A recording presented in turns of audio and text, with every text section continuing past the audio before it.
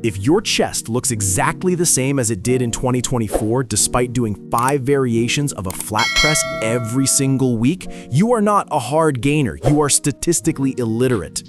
I am not here today to give you a workout.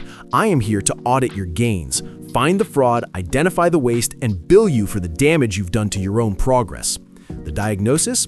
You are addicted to junk volume and ego pumping. You are not training, you are performing training, and I am exhausted by it. If you can't handle the biology, I strongly recommend going back to your 20-set bench press marathon. For everyone else, welcome to the intervention. Let's start with something your body has been trying to tell you for years. It operates on a deadline. Muscle protein synthesis, the biological process that actually builds new tissue, is elevated for roughly 24 to 48 hours after you train a muscle. After that window closes, it returns to baseline. If you're training your chest on Monday and not again until the following Monday, you have spent 4 to 5 days in a catabolic or completely stagnant state. You didn't earn those days off, you just wasted them.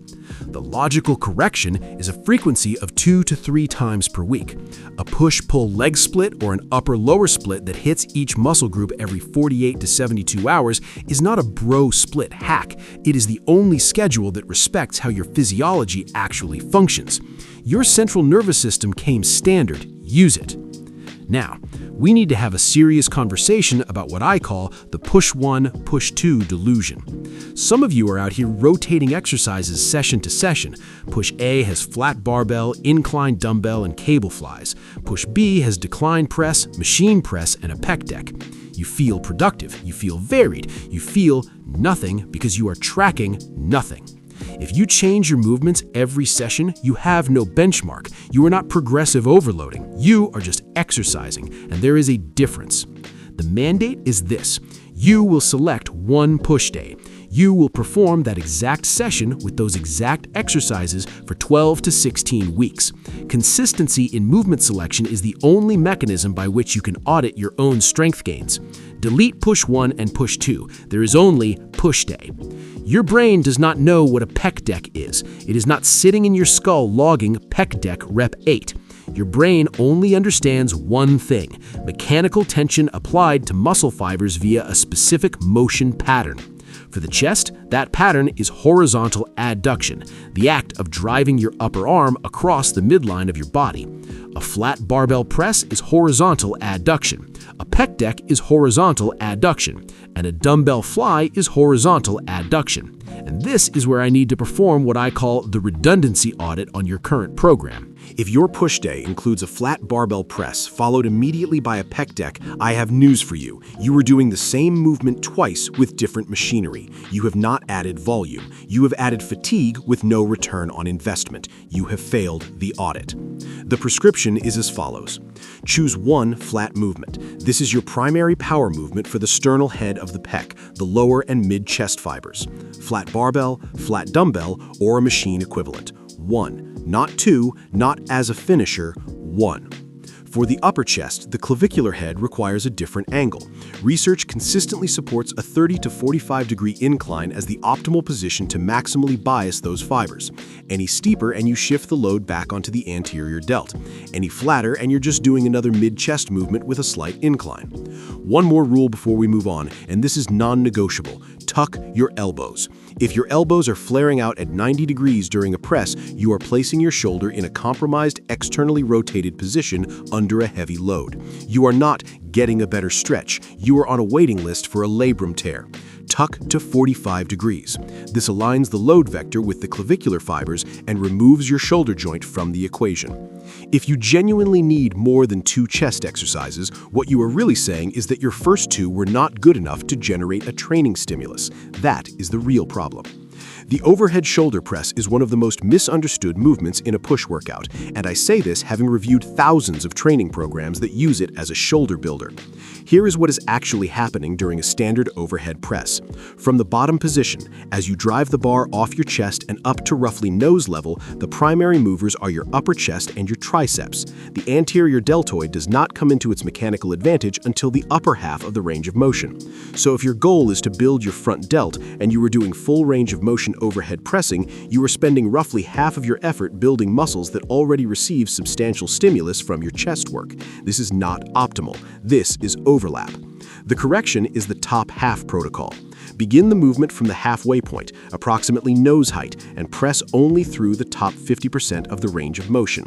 This keeps constant tension precisely where the anterior delt has the mechanical advantage. It is a smaller range of motion and a more targeted stimulus. On the flare rule, unlike the chest press where I told you to tuck your elbows to 45 degrees, here you will allow slightly more flare. A more open elbow angle during shoulder pressing isolates the anterior delt more effectively. Different movement, different rule. Apply context. Now, lateral raises. These are not optional. I am not asking for your opinion on them. The medial deltoid, the side delt responsible for shoulder width, does not receive adequate stimulus from any pressing movement. Pressing loads primarily in the sagittal plane. The medial delt requires frontal loading. Laterals are mandatory. And since we are here, cables are superior to dumbbells for lateral raises. A dumbbell provides zero tension at the bottom of the movement where the arm hangs straight down. A cable maintains constant tension throughout the entire arc. There are no dead spots. Every degree of the rep is earning its keep. Use cables. Most people train triceps like it is a single muscle with a single solution. It is not. The triceps has 3 heads: lateral, medial, and long. And the long head is the one most people consistently undertrain, which is why their arms never look complete. Here is the anatomy that matters. The triceps long head is biarticular. It crosses both the elbow joint and the shoulder joint.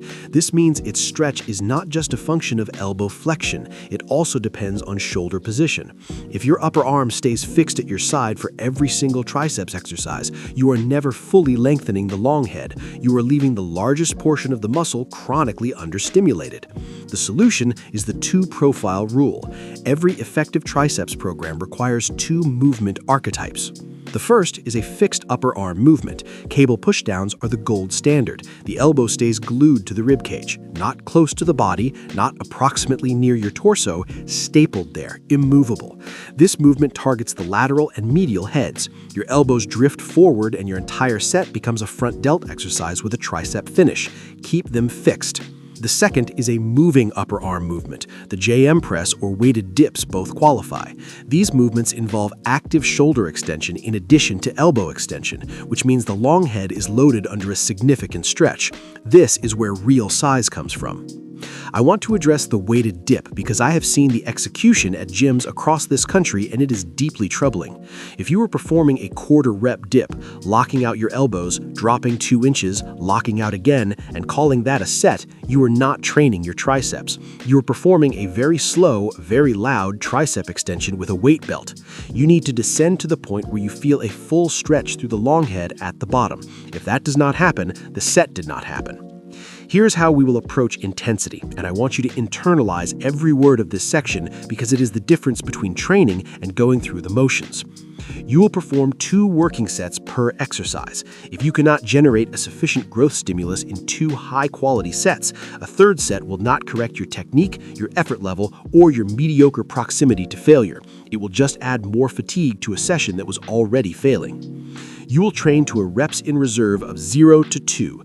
That means at the end of your set, you have nothing, or very nearly nothing, left in the tank. Now here is the verification rule, and pay attention. How do you objectively know whether you are actually near failure or whether you just decided you were done? The answer is involuntary concentric slowing. On your final reps, the bar should be slowing down against your will. You are pushing as hard as you possibly can, and the resistance is winning. That deceleration, that struggle is your body's way of confirming that the motor units are failing and the stimulus is real. If your bar speed on rep 10 looks identical to rep 1, your set was a warm-up. You were not near failure. You were playing house in the gym. Rest periods, 3 to 5 minutes between working sets. This is not negotiable, and it is not about being hardcore by resting less. ATP resynthesis, the actual physiological process required to express maximum mechanical tension, requires full phosphocreatine replenishment. That takes between 3 and 5 minutes. If you are resting for 60 seconds, you are not recovering. You are setting up your next set to be worse than your last one. Resting 60 seconds between heavy sets is not intensity, it is illiteracy. Even a perfect program runs into walls. Here is how you handle them. If your reps or your loads stay flat for 2 consecutive sessions, same weight, same reps, no improvement, you are plateauing. Your first instinct will be to add more sets. That instinct is wrong. Do not add, subtract. Drop to 1 working set or leave 1 additional rep in the tank. The nervous system and the local muscle tissue are not always recovering at the same rate. Backing off briefly allows systemic recovery to catch up to local fatigue. On form, you do not force a PR by arching your back, recruiting your entire posterior chain, or using momentum. A cheated rep is not a progressive overload. It is a failed audit. It gets a failing grade and it stays off the record. Here is your audit summary. 2 sets, 0 to 2 reps in reserve, 3 to 5 minutes of rest, no redundant movements, and 1 static push day. Every session, every week for 12 to 16 weeks. Stop being a volume addict. Start being an auditor. Put the ego away, eliminate the junk, and actually train. The choice is yours. The data will reflect it either way. See you in 12 weeks, hopefully with traps to match.